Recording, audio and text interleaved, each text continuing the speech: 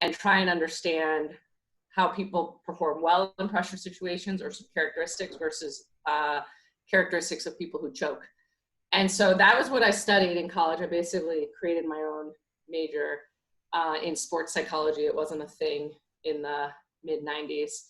And, but then I decided ultimately after playing that I really wanted to pursue more the business side. So I'm on the business side of sports and run a company called Kager, which is a play, if any of you guys are economics or finance majors in school, on compounding annual growth rate, but it's with a KAGR, which stands for Kraft Analytics Group. So I work for the Kraft family, who own the Patriots, probably how you guys would best know them, the New England Patriots, if you guys follow football. And along the journey, I've been working for them for 18 years. I co-founded the MIT Sloan Sports Analytics Conference, which you guys got to watch some of the videos with Daryl Morey, who you probably know of him from his tweet from China that caused a little bit of a stir last year in the NBA. He's one of my best friends. We met when he was on the business side of the Celtics before he moved over to being the GM of the Houston Rockets. And he's one of my closest friends. We co-founded the conference together. He was actually the officiant at my wedding too. And, you know, obviously was a one-time basketball player and have really focused on staying involved in sports and making that part of what my career is. I ultimately decided to go onto the business side rather than the basketball side, but certainly have had a lot of heated discussions with Daryl and all of his friends, like a Sam Hinkie, who worked for him. He was the trust the process guy from the Sixers. He used to come to the conference all the time. And what's funny, you guys will appreciate it, is that neither of those guys played in college. And, you know, if you're a real student of the game, which I was, because I was a 5'8" point guard who wasn't very fast.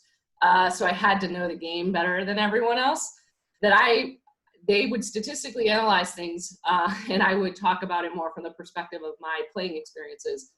But if you guys are interested in going on to the team side and working for a team and maybe doing analytics, you have a lot to offer because you know the game. The hard thing is that it's incredibly competitive. But I'm happy to talk about all the nuances and all the heated discussions that I've had with Daryl, and about how I think we can all agree that it's inappropriate when you're 6'2" to back down the 5'8" woman to beat them in one-on-one, but he does it. I think it's cheating. Kenny never did that. He would play me full court one-on-one basketball, which I'm sure maybe you don't challenge people to that anymore, Kenny. But we had a couple of very long games to 100. I'm pretty sure you won all of them, but I tried real hard. So that's my overview and summation, and happy to, you know, pass the torch and then answer questions as we go. Awesome. Thank you. And then Anwar, if you want to introduce yourself. Hello, everyone. Anwar McQueen here. Coach Blake and his family, we're cousins, literally and figuratively. I grew up in DC, right behind Howard, just on Water Street, right where the reservoir is. I ended up coaching at Morgan State, so don't hold that against me. It was for 1 year, then I actually got out of coaching. But being from DC, I got a scholarship to play basketball at Cal Berkeley in the mid-90s. My teammates during that time were Jason Kidd, Sharif, Tony Gonzalez. So I like to refer to those guys and myself as the crew, if you will. They went on to bigger and different things. Notice I didn't say better. They went on to bigger, different things. And I had to do the yeoman's work of going to graduate school, getting a job, and figuring out after the. But I've landed in something that's really exciting to me, and that's why I'm here to offer some insights. So to kind of piggyback on what JG shared is, I now am in the business side of sports, but in a nonprofit space, really trying to be a social advocate around getting young minorities and women into this career pathway as it relates to analytics. And she couldn't have spoken best about how you guys have an opportunity as the players, and actually these NBA front office folks are actually looking for you guys. It's just more of like you have the baseline training or understanding how technologies are applied to it. And if you do, I think, it's no competition. But if you don't, then I think the competition, at least where the industry sits right now, has sided to the people that know the technology, don't have playing experience, and here we are. So thank you, Coach, for virtually welcoming me home. Awesome. And then Brandon, do you want to introduce yourself? Sure. If I must, hopefully you can hear me all right. Good evening. Yep. Shout out to all my guys with business on the top and shorts on the bottom. That's me too. That's cool. Zoom is a revelation because it's hot, right? But I'm still trying to keep it professional, if you feel me. So I'm here. I believe Coach Blakeney lost a bet to Anwar. And Anwar said he wanted to bring his cousin, but not literal cousin, and usually they say keep your entourage out the game. But I worked my way back in. I'm executive director of an organization called the Hidden Genius Project. And our mission is to train and mentor Black male youth in technology creation, entrepreneurship, and leadership skills to transform their lives and communities. So I do a lot of work with young men, primarily in high school, teaching them about tech, actually building tech, and building businesses, and just weaving leadership issues around community and social justice within that. And I got, to doing that, it was a bit of a long road. I grew up in Oakland, California, from Oakland, and where Anwar is now. He didn't mention that part. He was trying to pander to get some DC love. But he stays in Oakland now. He hasn't been back to D.C. in like years, from what I understand, too. I think his old spot is like a Whole Foods or something now. But in any case, I digress. I grew up in the town, and for me, I loved sports growing up and played and went all the way into Princeton. But I quit my first year to focus on school. I decided I want to pursue a PhD. If I had played it smart like Jess, I would have just done both, but at the time my midterms didn't suggest that I could. I ended up going to Cal Berkeley to complete my PhD, and I actually wrote my dissertation on the commercialization of youth athletics. One of my biggest kind of pet peeves, and it relates to today's topic, is I was actually watching, I don't know if any of you have seen on Showtime, the Shut Up and Dribble 3-part series. I was just watching that over the weekend. It's pretty solid if you haven't checked it out. If you got access to Showtime, if you could check that between the Shy and Billions, like I did, you'll be straight. But I was watching this 3-part series, and Charles Barkley had an interview in there. They followed up with him about his "I'm Not a Role Model" kind of Nike campaign he might have done. If I know it preceded a lot of you even being born, let alone being able to absorb it. But his whole point was, look, your parents should be a role model, the people in your community, et cetera. I'm not a role model. And it was kind of just talking about that. So they got an interview with Chuck and, said, hey, how do you feel about it now? And he said, I stand by what I said, et cetera. And in our community, in the Black community, we got to stop, talking about life or the world as though, the only thing we can do is do sports and music, et cetera. And so for me, just to be honest, like I've always taken a little bit of issue with that, just because it never quite computed for long time. I even know why I took issue with it, because I was like, well, of course, the role models in my family aren't athletes or what have you. Of course, I know that, but why do I care? And I realized over time, the reason, once I got to grad school at Cal, was that it didn't even make sense. That was being put on my community, right, in terms of having like a disproportionate obsession with sports. When in reality, the world is obsessed with sports. And the people who were writing about this that I was often reading were white scholars and talking about how Black males, among others, would do better educationally. They didn't care about sports. At the same time, the actual data were bearing out that the more time you put into sports, right, as a student athlete, the better you would do in school because you were more organized. A lot of you probably experience this. You probably sometimes do better historically in season, even though it's a grind, than do out of season because you're focused, you're locked in, you got a schedule, you got a routine, etc. And I was like, why is this really getting to me? So what I ended up doing was writing a dissertation, my thesis on the commercialization of youth sports, and just showing from an early age that the most, that all the world basically is getting paid off sports, even from an early age. And it's not just AU and travel hooping tournaments in Vegas and Cincinnati and Georgia and South Carolina and the whole nine. It's lacrosse teams going to Maryland and Connecticut and Florida, et cetera, doing the same thing. Wealthy, well-off families, white families, et cetera. So I just had a deep interest in exploring sports and pathways and careers in sports that are off the field. And the piece I'll leave you with that kind of gets me going all the time and why I'm here, you know, in part tonight.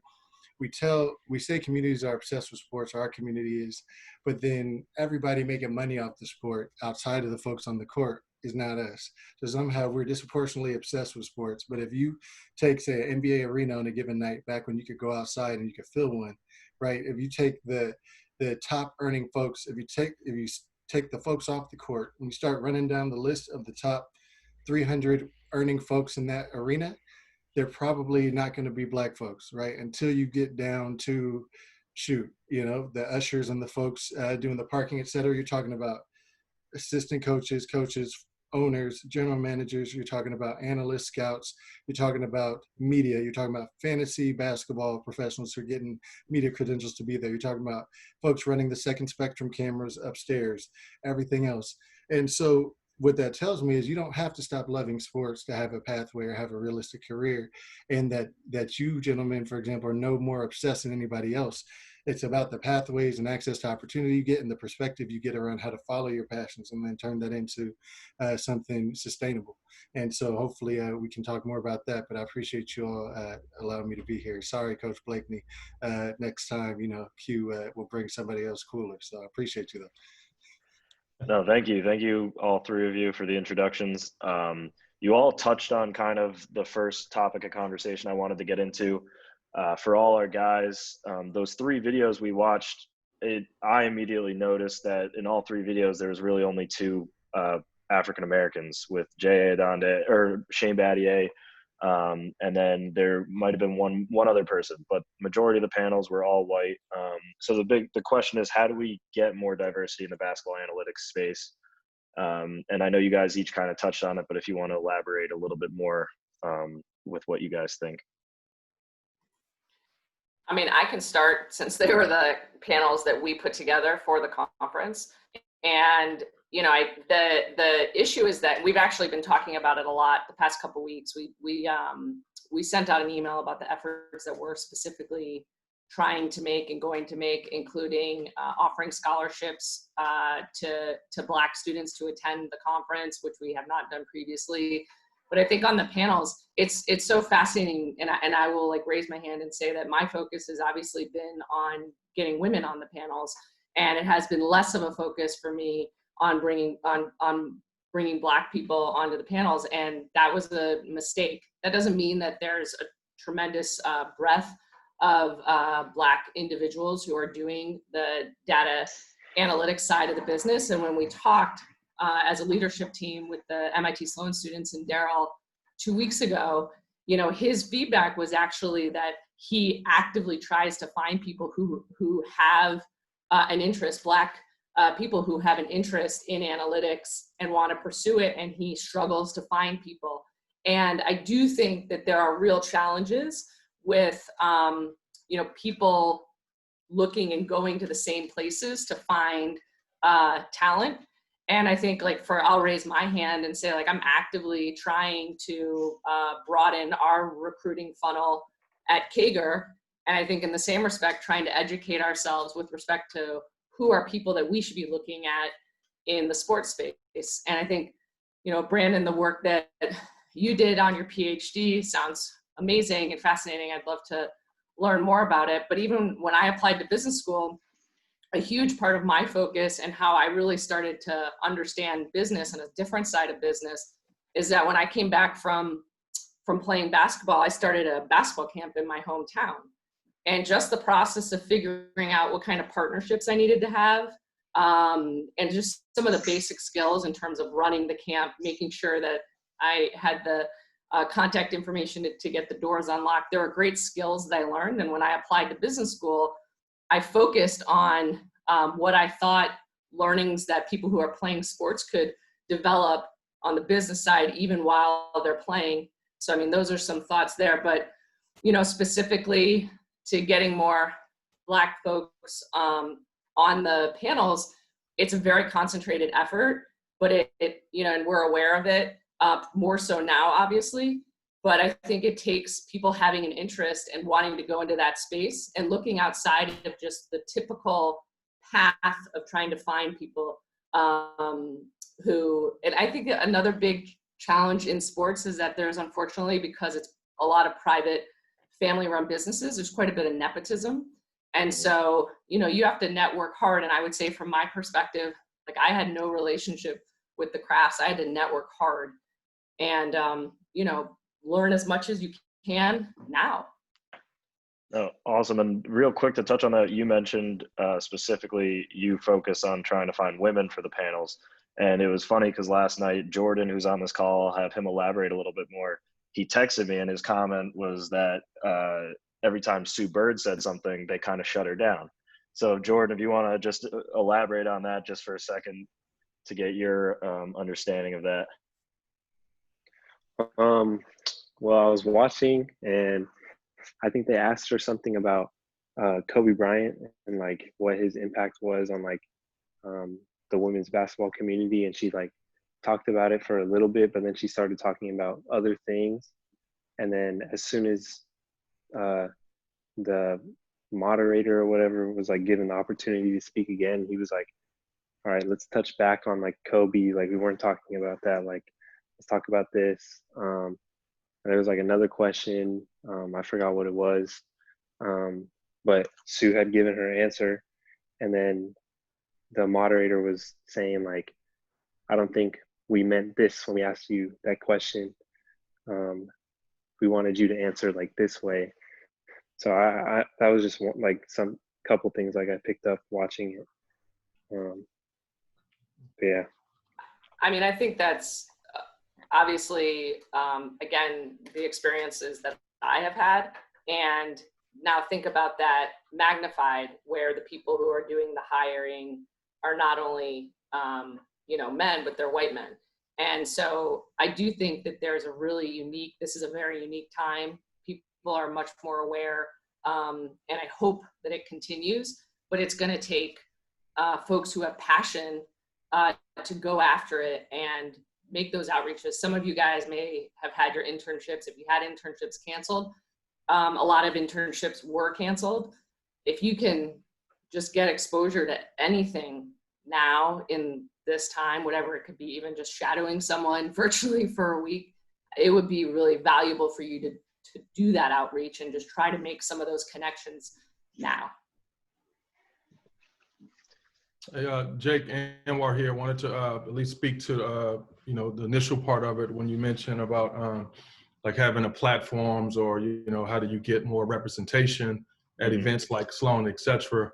So on one hand, and JJ, thank you for your comments. They were heartfelt, literally, because I'm on the other end of it where the organization that I've created, we are screaming for those access to those opportunities or to those platforms. And let me speak to this in the context of numbers. So before I started Team, this was my journey to start Team. I played D1, as I mentioned, even played professionally over in Europe. And so I had to make that transition getting into the real world. And so I started working for this sports technology company. It's called Huddle now, but it was originally sports tech. And so I was given a cell phone and a laptop. Anwar, go figure out this NBA market, college basketball market, and good luck to you. And so I was proud to be able to tap into my network. And I want you guys to focus on when I keep saying network, because that turned into my form of nepotism. And I'll get to those specific examples. But I tapped into my network and I had to kind of self-educate myself on the technologies. But I knew how to sell because I was recruited as a player, I was a coach. And so I knew how to sell and be recruited. So when I got to start selling this video analysis platform to all the NBA teams, and I was successful in selling to 29 of the 30. And this is a trivia question for you guys, and I'm gonna pause for a second. Does anyone on the panel here or in this group know which NBA team that doesn't use SportsCode? It's Brandon, you can't answer, and Jessica, you can't answer. Any of you guys? Shame on all of you. No, just kidding. It's actually the Dallas Mavericks. So Mark Cuban, Shark Tank and all, you know, still haven't been able to get to him. But when I was selling this platform to all NBA teams, I had a specific observation that it was always a non-minority, so basically non-blacks in this video coordination role. And so you would think that you guys in a college basketball setting, you look to your managers and stuff. So think of that, the managers of the NBA teams but doing video. So I saw no minorities in those roles. And that was really, eye-opening for me because it was disproportionate. You had all players, but in these roles, just minorities. But just selling that platform and doing account management, literally in a year's time, I would see that video coordinator that started off in that role, that person literally would be assistant player development, in scouting, even an assistant coach in a year's time. And so I made it my business during that time to mentor and train, Black male youth and women on this platform and be that broker, if you will. So when teams are reaching out, trying to have these coaching things or looking for personnel, I was waving both arms like we got someone, they need an opportunity. What I'm most proud of that, doing that kind of, side door, behind the scenes type of networking, I literally produced over 90 people that started with me. They're in the NBA now, and they've ascended to director of analytics, head coaches, general managers, etc. So when I started organization team, that was my way of paving forward or to give back. Or in Brandon's example, go deeper in the community to really develop some of these pipelines so that we can eliminate some of these corporate excuses around we can't find a talent. We wanted to be loud and develop them. And now with this, Black Lives Matter movement, we finally have some focus where we can hopefully connect with some of those resources to amplify our voices on these platforms that are looking for talent, and we can produce these, ready-made individuals that just need the opportunity. Thank you. Yeah. Brandon, do you have anything to add? Shouldn't have did that, Jake. I was going to let it slide, but now you opened the window right up. I think for me, the big thing is exposure, and that's not even exposure so that people can see you as a potential person, to be in the space, but exposure so you can see it and imagine it. And one of the biggest things we do in our work, the young men we work with, is just trying to get them to imagine themselves and envision themselves as leaders and change agents in their communities and as innovators.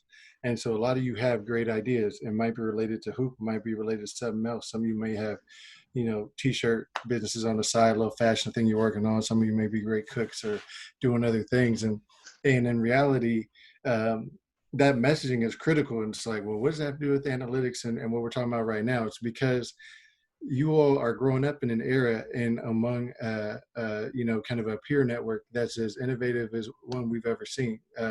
Because of all the tools you have at your disposal, limits start to feel less and less substantial for you all. You start to feel less and less like things should be in the way. Now, sometimes that, I imagine for your coaches, professors, et cetera, that could be a pain in the ass because you feel like everything should swing your way too. We deal with that every day. But the great news is when you feel like things should swing your way, you don't feel like things are against you, right? And so the reason why that's important in this space is because there's so much innovation going on and there's so many opportunities. And, Jess pointed to how competitive the space can be in analytics for, certain roles. And Anwar mentioned those, trying to get to the league the same way, trying to get to a head coach role. And think about how many folks who could have been, in head coach roles that were all pros that might even be in the NBA Hall of Fame who couldn't get in the head coach role in the NBA, and think about then the tools you need and the levers and the networks you need on the way to get there. So that space is highly competitive. But let's go on the flip. Let's take it to the NCAA tournament bracket, right? And obviously we didn't get one this year, so it's a little moot. But if you think about last year, years past, I know you may want to show of hands, you may not. Either way, I'm not mad at you. But if you think back to growing up, how many of you learned what a school was just by looking at the bracket, right? I didn't know what a Canisius was, or I didn't know what what's my guy Valparaiso, right? Bryce Drew, I didn't know what that was. Thankfully I knew what Howard was just because, they say it's the real HU. That's what they told me. So, that was the knowledge I got growing up. CHQ, I could drop a Howard shout out, myself from time to time. But point is, when you think about Canisius, Valparaiso, when you think about Weber State and Montana State showing up in the tournament, each of those has an athletic department. Each of those is a Division I program that's showing up, having to compete either in their division, in their conference, in their realm, and then trying to get obviously to the big dance and then get to the big stage. What do they got to do on the way? Does that mean that Canisius, Valparaiso, Montana State, they don't have coaches? Does that mean they don't have uniforms? Does that mean they don't do film and training table, the whole nine? No, all of that is there. So if you love this space, analytics, it may not be, the Golden State Warriors, right? Yeah, that's one of the most sought after gigs. You got to know somebody, to get in that gig, right? But it could be so many opportunities. It may not be a team. When you look at the work happening with Second Spectrum and different companies that are taking film and 3D film and taking pictures of the court and running shot charts and heat maps, nowadays when you're looking at shooting percentages from some of the greats and it's green, green, red, yellow, right? That stuff is being automated. People are thinking these ideas all the time. So if I told you, hey, look, once you finish, think about the skills you can be developing along the way to make you a better basketball player today, but give you an opportunity to stay close to the game tomorrow and help yourself or somebody else get better at that game. And now the sky is the limit. Go think about it. It'd be no different from me giving you one of the latest challenges on TikTok or Instagram or whatever it is, and you thinking about how to innovate there. And I'm not trying to belittle the things you all do more broadly. I'm just saying it's just that innovative, right? It's just once you know what the challenge is, then you can come up with a way to do it. Sometimes if you don't know that's the arena you're playing in or the game you're playing in, then you're not sure how to work within the rules and around the rules to find a way there. And so I just mentioned that because for this analytic space, that's how it is for so many of us and so many of the young people in our communities. And then on top of that, one of the biggest challenges is we say, hey, it's really hard to make it in the hoop. You should come up with a plan B. Do you want to be, I don't know, an insurance salesman? And that's great for people who want to be one, but if it's not for you, then what do you say? Nah, I don't want to do that. That's not me. I'm going to make it. But what if I could tell you there are certain skills you can learn that can make you a better hooper until the last day you could possibly hoop, right? That be it the analytics space, be that the media space, whatever it is, it could help you understand who you are as a hooper better until the very last day you can hoop formally. But that same skill then that got you that far is now a transferable skill that can get you hired in a reasonable, quote unquote, realistic job, right? Where you feel better waking up every single morning than you would selling insurance because that's not you. So part of it is how we create exposure to opportunities and access. And I even went through with my own previous job actually I was evaluating nonprofit organizations that were funded by the government and by the state and by foundations. And we would take a program, like a program you might have come up with, maybe a boys and girls club or like a tutoring program. And we'd get paid to do a study on it. It turns out half the skills I learned there when Anwar showed me sports code, I could actually use sports code, right? Barely haven't been taught just because of the skills I was learning on how to do evaluation analytics, which I also didn't know was a space that's not exposed to it. So imagine if someone was just teaching me analytics just to hoop. Could I show up for a job in evaluation and say, yeah, I could run script. I can run statistical models. I can do X, Y, Z. That can give me a job. I never had to stop loving hoop this whole time or think about like a backup plan in the sense of getting outside the passion, the thing that wakes me up every day. So I think so much of it too is we have to not sell our communities short and keep exposure opportunities away from them. We have to put folks right next to it and say, this could be you. I can't make you take it, but I can certainly show you it's out there if you want to take it. Thank you. Can I ask does everyone on the call know what analytics is? Because I would say it's a very scary word in a lot of different parts of the sports world. It can be just confusing. Do you guys feel comfortable with? Because I can give you just like one, what it is quickly, and then two, the different spaces in it. So please when we talk about analytics, there's really, in my perspective, and Brandon and Anwar, you guys can jump in, but I would say there's descriptive, predictive, and prescriptive. And so I'll make it basketball specific. So a descriptive would be, here's what your shooting percentage was, right? Because there's some analysis there. Or, here, it would be your stats basically for a game or a practice. The predictive would be, okay, based on if you shot more shots from this location where you tend to shoot better, we're predicting if you shot more from there, you would have a higher shooting percentage overall. Prescriptive would be, we're going to design plays so that you're shooting from the shots from the locations where you're strongest. So that's a sports way to maybe translate that can be helpful. And along those lines, if I'm thinking about the types of roles in analytics, I'll just say there's, of course, the data science portion, which is people who have coding capabilities. They know SQL, they know R, they know Python. I just want to say without question, I know 0 of these languages, but I'm considered a guru in sports analytics. So, which I think is important because there are these other parts of sports analytics that are really important. And if you don't happen to have that analytic, I took a lot of stats classes, but the coding that is done now was not part of when I was in school. But the other capabilities are obviously understanding technology and having comfort with it. So Anwar, what you were saying, thinking about it, being able to understand how information connects, super critical. Another very important part is what to analyze. So what is the data that people should be looking at? One piece of analysis that was a research paper at the Sloan Conference years ago, which was basically the advent of getting rid of or thinking about an NBA, there's no longer just 5 positions or, guard, point guard, shooting guard, forward, small forward, power forward, center.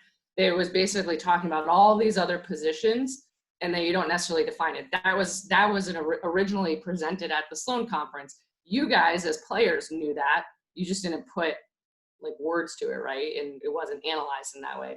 So, but what to analyze and how to approach it, that is a very important skill that as people who really know the game, you can bring to bear. And then the fourth one there is what I would call communicating and translating and being able to explain what the data is saying. So you can kind of be up and down that four chains and look, other people can explain it from their perspective. But I think I just want to demystify the word analytics because I remember my senior year of college asking my dad what analysis was. I'm like, what is this? So hopefully that provides a little perspective for you guys. Yeah, thank you for that. I think it'll help our guys a little bit more.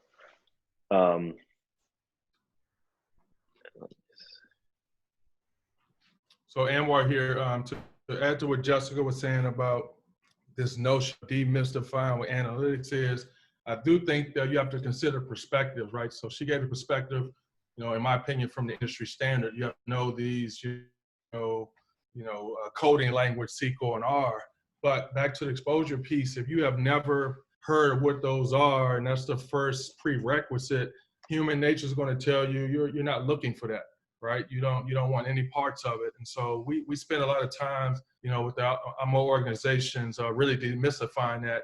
And we come in the door honest. We're saying look, analytics has some definitions. There's some career pathways in it, but you try to relate it to coaching, right? If I ask Coach Blake what coaching is, he's going to have a different, kind of perspective. Some people think coaching is just learning. Some people think it's teaching, and you think it's babysitting. Same with you, Coach Brown. And so thanks for picking that up, putting that up. So when I give my presentations, I come at analytics from the performance analysis way, and I try to make it current events. So you got, just good friend Daryl Morey and Charles Barkley going head to head with stuff. And I really try to break that down to be the ultimate referee to say, listen, I'm going to give you the perspective from both sides. And, like Brandon was saying, if I can give you the perspective from both sides in layman's terms, and you can relate to it, just like you're going to pick up a ball, and you're interested, you're going to go and get those reps. And so in a small way, when we introduce coding, it's it's a proprietary coding language, but the foundation of that coding language, and you can relate it within our platform, you're more than ready to then learn R and SQL. But if you notice how I presented that, I've demystified it by, you know, just having people work with specific examples, get the reps, get the mechanics, so that when they are introduced to R and SQL, it's like you already know a language. It's like learning a second language. And so we need to do more of that. And you know, what we're most proud of is that when we get our students into our program, we make it project based. So we don't lecture people. We just say, look, you're here to solve a problem. And the best example I like to use, because it has some monetary value to it. So one of our most successful projects is when the Warriors had their heyday, and that's when Brandon still was a season ticket holder. I gave the students the project of you know, trying to find out when the team had 300 passes or more, they won like 95% of the time. That's what the number said. So we really put together a project of how we were going to unpack that.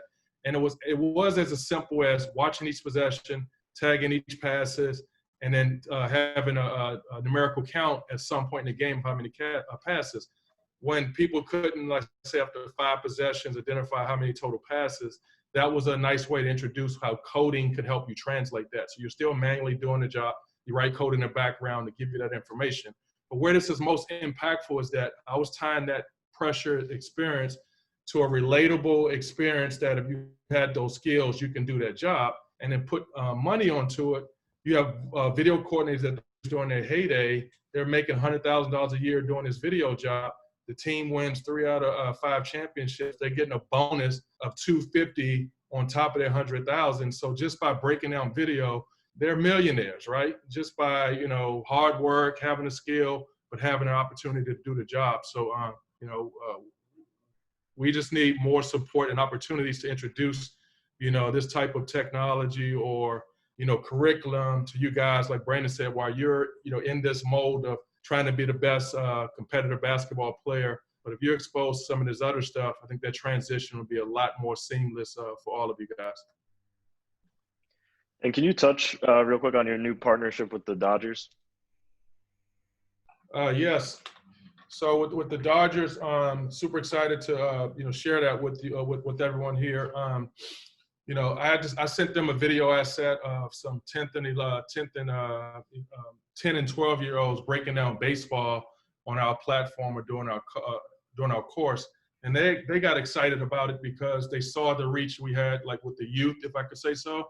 But by getting that introductory meeting, and Jessica can speak to this, you know, I really had to sell our program from older adults or younger adults that already came to the program that were job ready. So they had this exposure. One of our you know, alumnus was a baseball player, but he got into the industry and analytics through basketball. And so back to the Dodgers example, they were screaming in this Black Lives Matter that, you know, baseball, Major League Baseball, and each individual teams were having these diversity pipeline issues. They couldn't get African Americans and even women to apply to some of these jobs that they had available. And they just saw a direct connection from us having a merit-based system where the students are trained and vetted and had these baseline skills to one, interview and be highly capable of doing those jobs if it's connected to exposure. So excited to announce that they're taking the bulls by the horn. They're going to get their players and managements involved to support us using technology as a way to get into the game of baseball versus just, you know, sponsoring little league baseball games where you have to swing the bat and focus on your physical skills. So super excited about that partnership. No, that's awesome. Thank you. And if we want to shift, I want our guys to kind of be more interactive and ask some questions. And maybe if they have some myths they have about analytics. If you guys have any questions, speak up now. I got a question. Not, I got a question. I seen that Jake, you shared the little thing with the coaches and intuition versus like data analytics. I just wanted to ask them, like, how much do you think data plays into, like, you know, when it comes to, like, you know, big time basketball, like playoffs and stuff like that? If I could answer that, please. It is mission critical, because if you think about it, and you think about it in my opinion, the right way, it's just a tool. So when you get into playoffs, let's be clear here. The job is to win a championship, right? So coaches are focused on that. So if you have these tools like analytics, where you have staff that can run these models and give you, feedback on how many times you ran the play, the success rate, personnel on the floor. I just think that because it's mission critical, that can help the coach make informed decisions. So it takes a lot of the guessing out of it. It narrows down to limited choices. And I think to Jessica's point earlier, even Brandon, that's where actually the basketball skills kick in. And I love using this example. You look at my college career for all the 3-point shots I've made for the left corner, and you look at Steph Curry, statistically, we're dead even.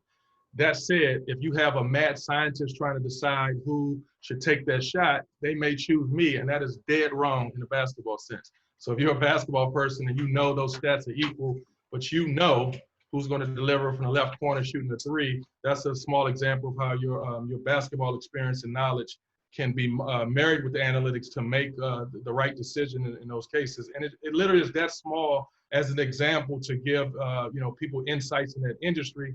But just imagine you can speak with other examples and apply those same principles to other examples. I just think it's just a no-brainer who gets hired when you're talking about two applicants.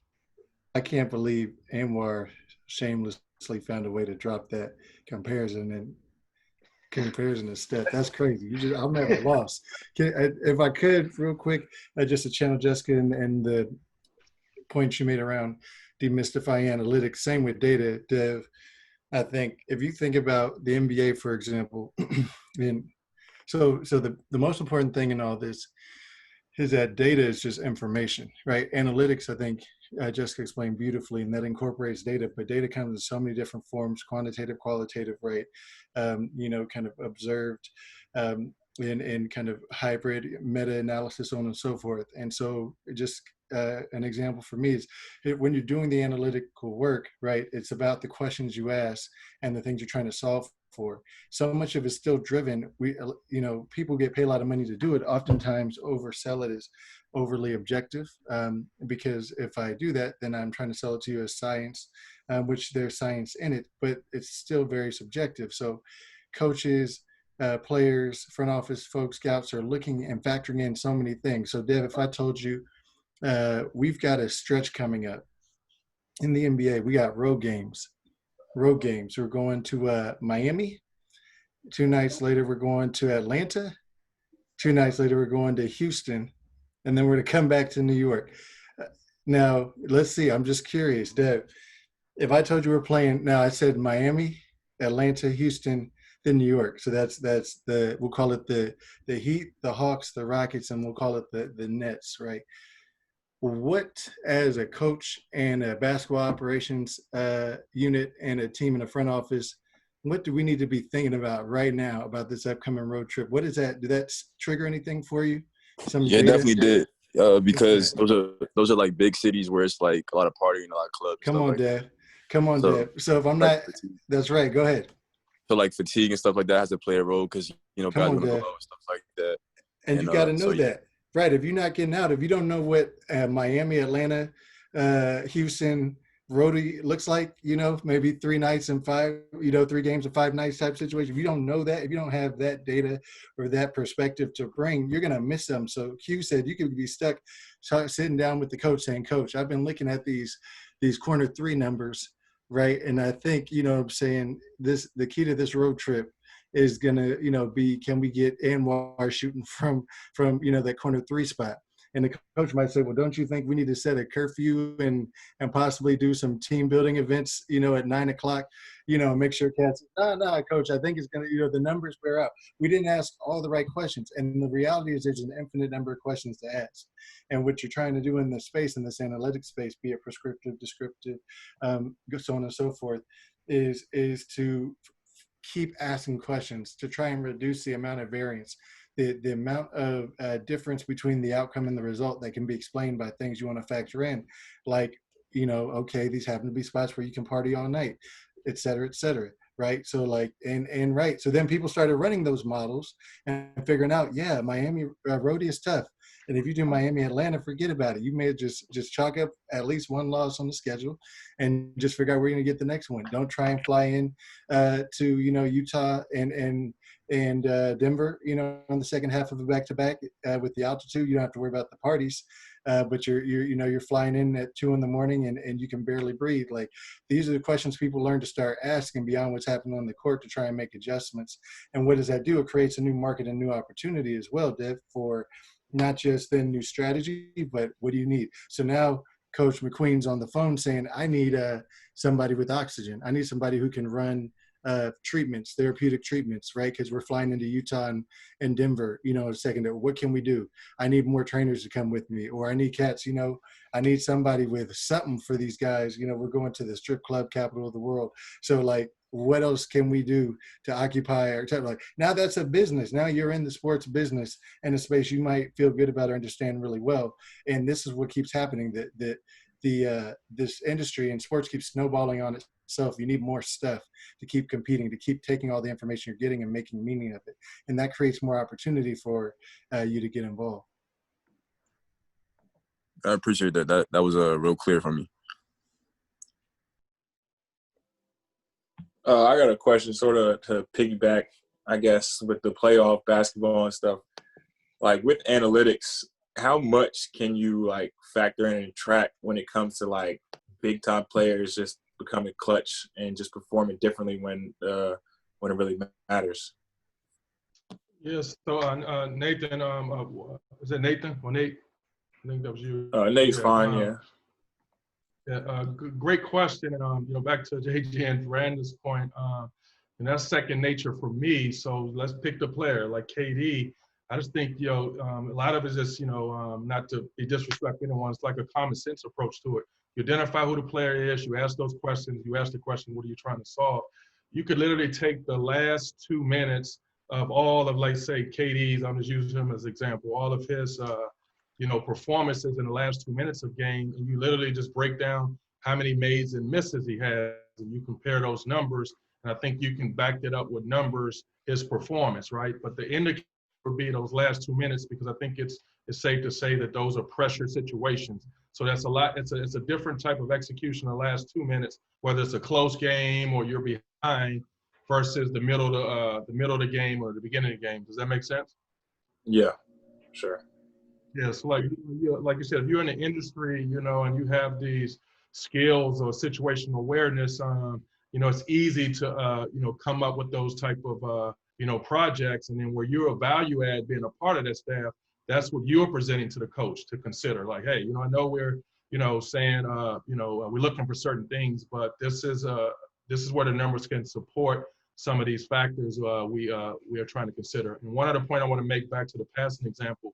So I gave you an example how the Warriors wanted 300 passes to almost be a successful team in any given performance. They also wanted to look at the quality of passes. So I think it's safe to say if there were 4 passes on a possession for like the past 5 possessions, I think it's safe to say that that's a good indicator that the team is sharing the ball. Can I get a raise of hands that, like, I think we're all be on the same page? That's, pretty straightforward, right?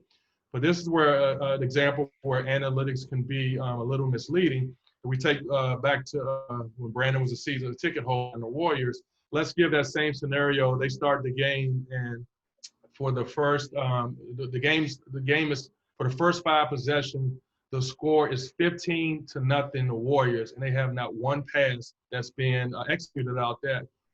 What coach in their right mind to call a timeout, cursing out their team 15-0 after 5 possessions and no passes? So that's just another example where you have to have, industry experience, common sense, and intelligence to interpret that. So I can read between that. They clearly got out the gate 15-0. They had 3-pointers. That could have been their personnel being able to get a rebound, not passing to someone, shooting threes. That's one of those examples where some of those predictable models just can't, really translate for you on the court. So, hopefully these little small nuggets can give you guys some insights that it's not scary. It's just giving opportunity and how you guys can apply, your knowledge as being a player and your learning technology to be, to take advantage of some of these career opportunities. For sure, appreciate it. I had a question. Jessica, I had a question related to that, just regarding your expertise and the research you did there. As you were researching kind of the clutch genes, so to speak, were you finding that clutch was correlating with behaviors such that folks who weren't getting quote unquote clutch results were actually changing their behaviors, getting to lower percentage spots on the floor, being engaged in less efficient play? Or was it really just not executing? So I could get to my highest percentage spot on the floor and I just missed the shot in the final minute or 30 seconds or what have you. I was having this conversation with the coach last week, and we're talking about how a lot of times actually what we're seeing in not clutch isn't that their game, their ability to execute changes so much as they're executing in spaces where they normally wouldn't. They're not cutting as hard to the same spot to get the ball, 8-10 feet out or whatever it is. So I'd be curious to know, like, what in some of the work you've done did you find in that respect? It was a great question. It was a couple things. The most specific was the ability to basically be in the present and quiet the noise. One of the characteristics that we specifically ran the study on was perfectionism. So there's different types of perfectionism in psychology. There's the neurotic perfectionism, there's general perfectionism, and then there's, variations of that. So the issue or the challenge in general can be people who actually perform worse in those situations, who typically perform up here, versus the people who perform better. And why is that? And it basically really comes down to the ability to be in the present and not, there's so much outside noise. Your question specifically around where people are shooting, this is actually a really common discussion and another argument that Daryl and I have, which is, I've of course studied this, so I think it's a very important component. He basically thinks that the quote value of basically picking someone based on whether or not they're clutch doesn't outweigh what they do the rest of the time, which I think is funny. Because there's so many, there is of course the last 2 minutes of a game clutch, but there's also just the clutch at the end of shot clocks, right? Among other things. I actually just would say I don't think it's been studied enough. I think it's very, very understudied. I don't know if you can create that, if you can recreate it, or what are the skills, but I will just say several years ago at the Sloan Conference, I interviewed Barack Obama, and the entire 55 minutes that I was interviewing him, I just kept saying to myself, I was doing my free throw routine. I was just like, deep breath, just stay in the moment, listen to what he's saying. And so like, I definitely took this application for, when I was much younger, because I stopped really playing competitively over 20 years ago. I still play and lose to Kenny, but I think like you're learning skills now, like that, if that's something that you want to focus on, it's going to be applicable to you for the rest of your life. Anyways, I think that that's an area of analytics. Here's a couple of other things that people are trying to study. Like ESPN does a hackathon every year at the conference. They did one on quantifying intangibles. I mean, think about that for a second. How do you do that? It has to do with passes. Anwar is a great one. It has to do with diving for loose balls, whatever it might be. There's lots of ways to quantify things that people think are cannot be quantified. And that's what's kind of cool when you think about basketball. Baseball is like well known to be really far down the path. Basketball is getting there, but there's all these mental components that are just getting started, and it means that there's a lot of opportunity, especially for you guys who have the playing background and experience. Wayne, you had a question. Yeah, it's regarding the second video. They touched on how Kobe and Mike, they showed their shot charts and they moved to James Harden and Giannis and showed theirs and compared the two. This question is not like directed to anybody in specific, but where do you guys see analytics moving forward as the game evolves and teams take more threes? How do you see like teams and coaches adapting that to their schemes? I mean, I would just say personally, I understand that it's called Maury ball, which is, the smaller guards are kind of what it is today. It used to be centers in the 70s and 80s. I was a jump shooter, so I understand the math, but I think it's such a part of the game. It drives me bonkers, but don't listen to me. If I could chime in really quick, I think analytics is it's here and it's only going to get more advanced, more sophisticated. I'm just screaming and really concerned that, us as African Americans, how do we stay focused on that opportunity and start getting in these pipelines, start pursuing some of those opportunities? Because as Jessica mentioned, we talked about some of these technologies being developed. The simple basics of what machine learning is it's taking input of information. If that's always a non-minority input of information, that's an example how you create bias or have this perspective of considering type of models. And so that's why I'm a proponent that, if you're going to have these industries, that's where diversity along gender and race are so applicable when you start developing these type of technologies, because I think you advance the game with those type of meetings of the minds versus just one perspective. And then what's scary about that one perspective is you look at the pipelines, that perspectives are recruiting the same looking type of perspective. And so then that gives us exponential opportunities of lack of opportunity. So I'm just more concerned that, I would love for us to focus more on those opportunities, how we can get into the non-playing side of sports. One piece I came across, and this kind of pertains more to the work I do every day with our work with young people to build technology, to develop, software or try and learn new technologies like VR or data science or what have you. Speaking to folks in the space that are working kind of like front office is really interesting right now if you think about the idea of the bubble in the wide world of sports, because in many ways now the high-end consumer, so right, the high-end kind of fan audience experience is actually got to catch up, or it's going to be driven by the need for team personnel to have a high-end fan experience. So kind of a signal for that would be VR, right? Because what's happening is for these bubbles, right, you got personnel. Some of them, for example, are elder folks, right? Maybe folks, above 55, 60 years old that are more exposed, right? And more kind of at risk for greater illness with COVID-19. So some of those folks, especially if they're not kind of frontline staff, you even hear about the Spurs questioning whether Coach Popovich should travel, right? So what are they going to have to do? They're going to have to leverage the best of the best of the best of the best experience in this context to get folks as close to the front line and tapped in as possible. And what owners, for example, were already trying to solve for, especially in hoop, is in my arena, I can fit, at Chase Center, 18 to 19,000. But if I can get you feeling like you're courtside, I can probably get another 18, 19,000 or more to buy tickets, especially for, when the Warriors in the finals, right? And so when you think about the technology going into that, be it artificial intelligence, data science, and getting folks real-time analytics and information, and then getting that information presented and represented in multiple dimensions and use it augmented reality, right? Another example of augmented reality is when you're using filters on Instagram or Snapchat, right?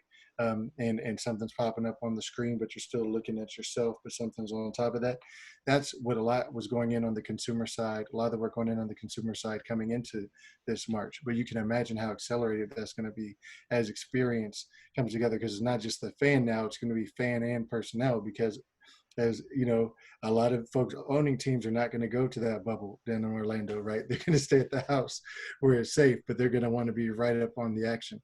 And you're going to see technology accelerating even faster around as a result. Thank you.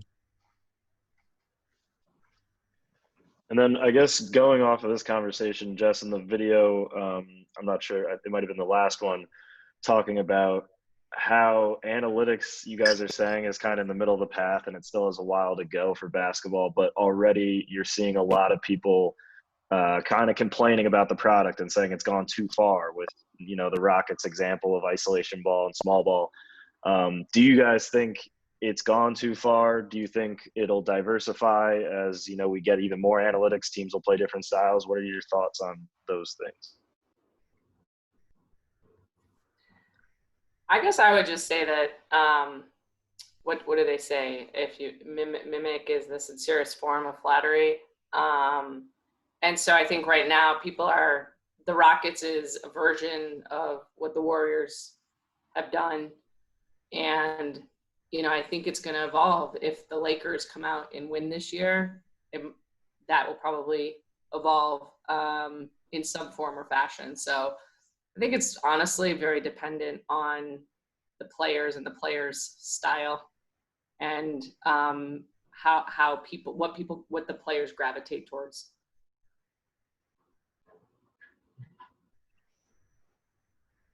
Cool. Thank you. And then Anwar, Chris, who's on this call, his Wi-Fi is kind of shoddy, but he has a question specifically for you. He asked, Mr. McQueen, I understand you said young men and women of color. Is your program rooted in any colleges or high schools?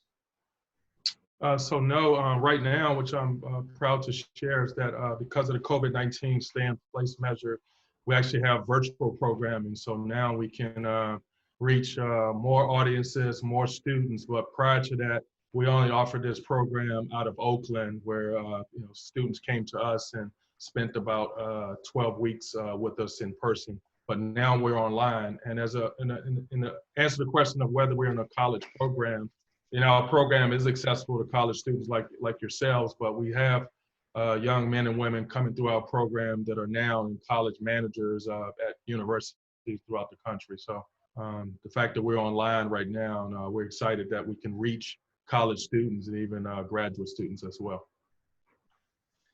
Thanks. And he had a follow-up question for everyone on the panel. How much does team chemistry and culture affect the data associated with the performance of a team?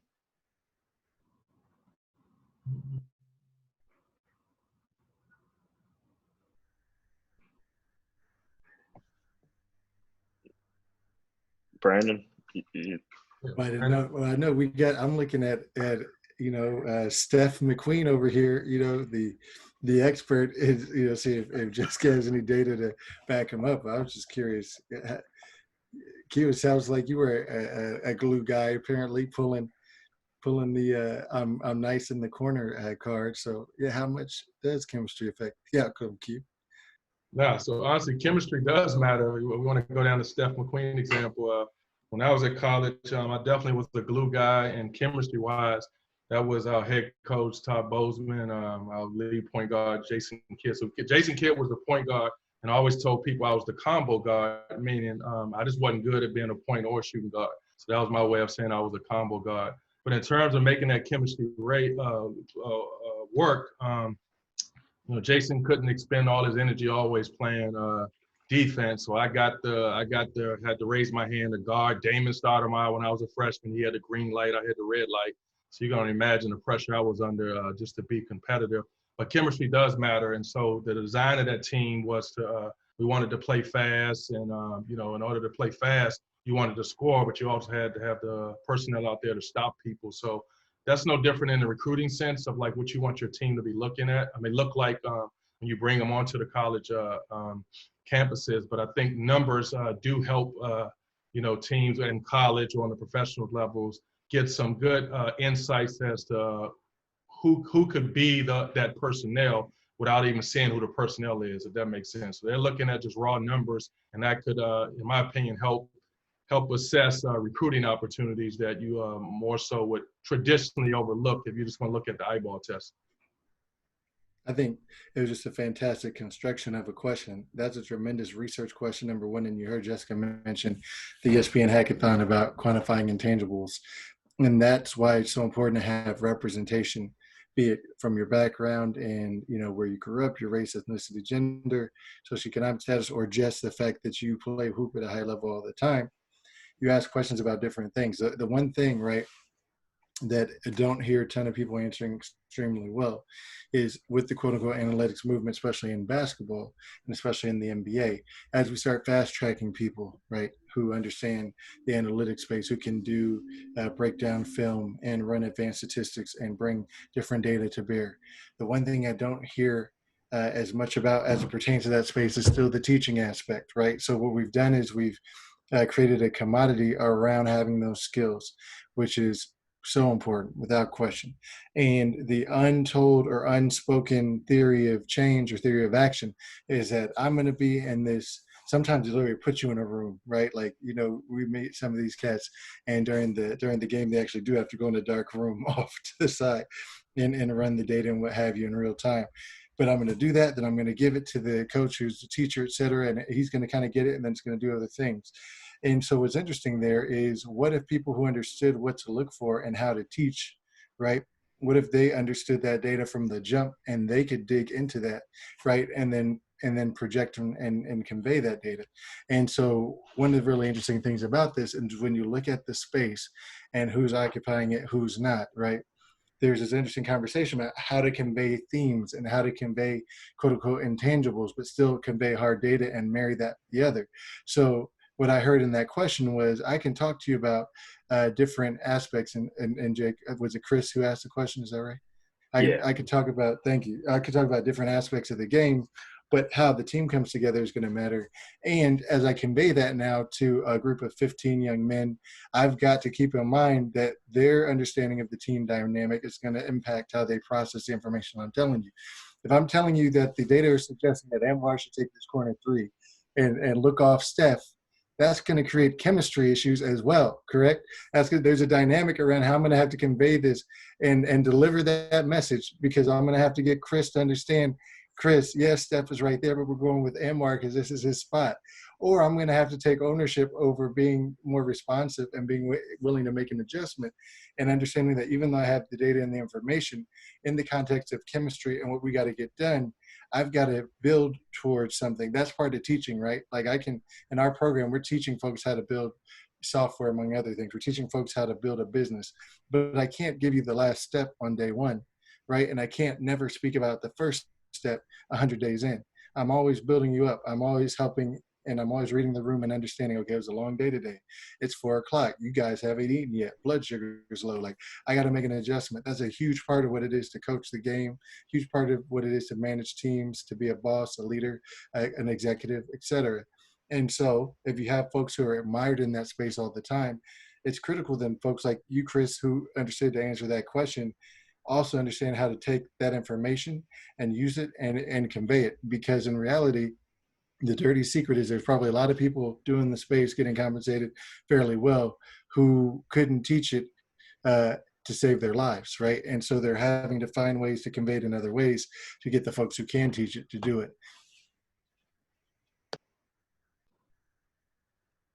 Thank you. And we have time for one or two more questions, guys. If you have one, speak now.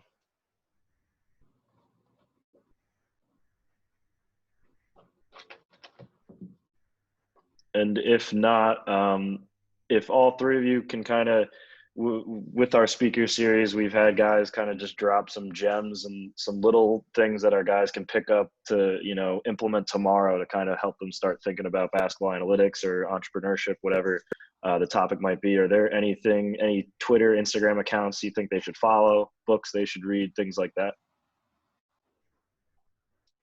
Anwar here. I'll go first with the nugget. One thing that informed me to pursuing this journey and really understanding the power of network, which is us all coming together as one example.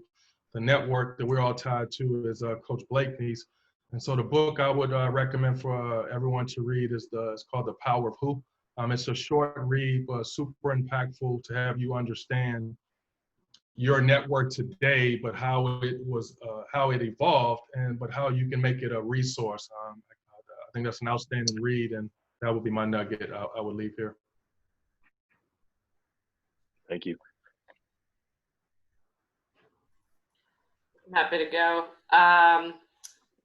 From a analytics perspective, Michael Lewis has a great podcast. I actually don't remember the name of it, but Michael Lewis is who wrote Moneyball and The Blind Side, where he basically identified or found someone who identified something that was an anomaly that once it was addressed from a sports perspective, created a tremendous amount of value. He does that in other spaces. So the one that his first podcast series was last year, and it was called like Referees. but it was talking about referees outside of sports. So it was just really fascinating to take how you think about referees and how they help with keeping the game under control, but how there's referees like government and things like that, and the roles that they play, and just a very analytical approach to thinking that I think would be impactful. From an entrepreneurial perspective, me personally, I love how I built this, which is just a great podcast. You know, I would definitely check out 538, which is Nate Silver's website.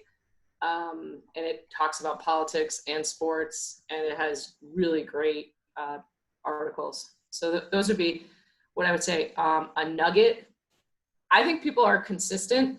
So I think who you are and how you operate as a player translates into how you operate in the real world. So like me personally, as I said, I wasn't the fastest, I wasn't the most athletic, but I was a true student of the game. I watched so many games in my free time. I was completely obsessed with basketball, and I really taught myself. And I would say in my life now, there isn't anything that I'm doing right now that I knew how to do when I came out of college. And I just would say, what are the things that I care about, that I want to learn about? And for me, I said, my goal in life is to find something that I'm as passionate about as I was about basketball. And so I just want to encourage you guys to find whatever it is. And again, that was me. I was a big gym rat, student of the game. And if that's how you operate, then, you know, great. How you engage with the world, like, know that, and then go and pursue life and whatever it is you want to do after you're done playing in that way. So that's my nugget. Thank you. And guys, the podcast from Michael Lewis she was talking about is called Against the Rules. And Brandon? Yeah, I think just building on Jessica's nugget, definitely, you know, passion and love is huge. You know, as someone who grew up big, it was always tricky. I actually grew up loving sports, but, you know, eventually 6'9" and some change, you know, sports eventually starts loving you, right? Like, it's hard to like separate your identities. And so I think the hardest part for any of us is that last game. Whenever that last game happens, you know, the last game people care about, you know, because from then on, then you have to tell people how your shooting percentage is similar to Steph Curry's in the corner. And you got to, like, you know, keep it on your Instagram. You keep putting up old footage from like the last shot you hit in the tournament. It's like, it's hard. It's hard to shift that identity. You got to reinvent yourself. I'm not talking about anybody in particular. I'm just talking. So, but, you know, and at the same time, we are so much more, right? Like, and it doesn't mean you stop loving hoop. Hoop can be the number one, but for some of us, it's not. And sometimes we can't even say that out loud, you know, and that's okay. So build on what Jessica said, you know, find these other things that get you going. If hoop is the number one thing that gets you out of bed, what else gets you excited about being a better hooper? Is it the nutrition aspect? Does that mean that it turns out that you're going to be a great hooper chef? Is it the business aspect? Are you going to be a great hooper agent, a great hooper marketing strategist? And over time, that's building your brand as an individual, but over time, it might be building, a brand for you, either quote unquote post career or simultaneously, et cetera, et cetera. And so I think a great resource for me, Andre Iguodala's book, The Sixth Man, because it's charting his journey as an individual growing up and how he's constantly battling his identity as, you know, someone who loved like math and just other stuff, and someone who also loved hoop and just dominating people, right? And so then having to like go through his consciousness about what it was to be in an NCAA program and what he felt about, kind of the fact that NCAA, student athletes couldn't be paid, et cetera, et cetera. And so what it meant to go on to the league and get mentored, et cetera. And now he's someone who's investing in full disclosure, get the book from the library, don't buy it because I don't want to be seen as a conflict of interest. He's a supporter of our organization and his wife's on our board. But, it's a situation now where Andre is an investor in so many different companies, and we get an email from Zoom as we sit on a Zoom call. Andre was an early investor in Zoom and actually did a talk around it a year ago at a conference on sports and business where he said, yeah, I'm early in on Zoom, et cetera. And so, his bank is making bank, as they say, regardless of what his Miami Heat contract is doing, to the point where Zoom emails me 3 weeks ago, like, hey, Mr. Iguodala asked us to make a donation to your organization on his behalf, coming from the Zoom bank account. So if you ever get so much money that you don't even get to spend your own money anymore, you get to spend everybody else's, that's big money. So reading a book about a cat who got there, I think would be great, with that idea of never losing his love for hoop. He's still doing it, but always keeping an eye to what else he loved and then how to make it all work together for him. That's great. Thank you. Those are all three very valuable gems. I appreciate you guys taking the time to do this, and I know our guys are thankful. I'll let Coach Blakeney say some final words.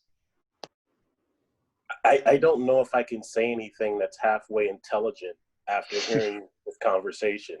I'm really blessed, and we're blessed for this opportunity, I think, for you guys to kind of share this knowledge with us. And for us as a program, it's something that we really believe in. Just 1 second with us. I was a man-to-man coach before I got to Howard. Played man-to-man all our lives. And because of the information and the data that I've kind of learned and gathered over the years, we are strictly 100% a zone team. So this conversation is really, I think, tangible to our program. It's tangible to getting better in life in general. So we're really grateful and thankful that you guys shared so many valuable gems with our team tonight. And, certainly, I think we won today. I think we got better, and really appreciate you guys. Thank you. Thank you, Coach. Thank you guys. Appreciate you. Appreciate you. What's the HU something? What's that, Jeff? What is the thing you guys do? HU, Guys, turn your mics on. Hey, Jess is a Harvard grad. Let's show us some HU. HU. You know.